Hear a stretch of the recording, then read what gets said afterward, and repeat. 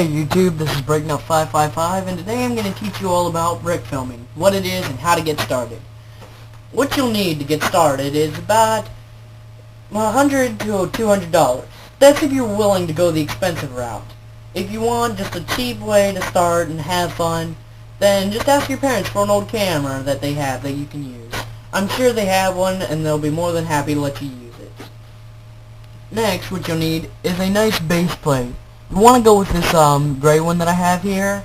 It's a giant one. It's about 1.5 to 2 feet, and it's $15 on Lego.com, or if you're fortunate enough to have a Lego store nearby, you should go pick it up there and save yourself the shipping. Next, what you'll need is a couple of lights. I use the $9 Walmart light. It works pretty good for what I'm using it for. And then, of course, you'll need lots of bricks. I have a lot of rare pieces, but if you don't have a lot of rare pieces, don't get discouraged. Just because you don't have rare pieces doesn't mean that your brick films won't look good. A lot of good brick films were made with just basic bricks. Next, of course, you'll need to know what's popular. That'll give you an idea of what to make a brick film on.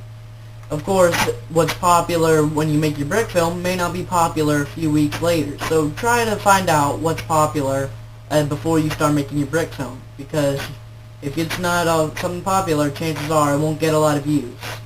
I learned that out from experience when I wanted to make a Power Miners movie, and I guess miniseries, and I made one. I made 2 of them, and they did crappy.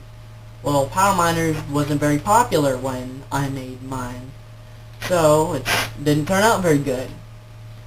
But don't get discouraged. Just wait a little bit and find out what it's gonna do. Then, of course, don't rip people's ideas off of them. They work hard to come up with their own ideas, so don't rip it off of them. Come up with your own. Be creative. Just because it doesn't get a lot of views doesn't mean that people won't like it. Because the views, it only shows who watched it, who has an account. That's the only way they can record it. Who knows? You could have 300,000 views, but not that many people with accounts watched it. But yeah, so I'm going to tell you what brick filming is.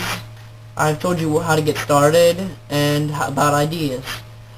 Now I guess I just told you about getting started, but now what it is you already know. Just take pictures and put them together in Windows Movie Maker or Sony Vegas. I used to use Movie Maker, but after it crashed so many times, I just had enough and went to Vegas. And I must say Vegas is very good. It takes a little bit to get used to when you're used to using Windows Movie Maker, but if you use the Sony Vegas, you will never go back to Windows Movie Maker again.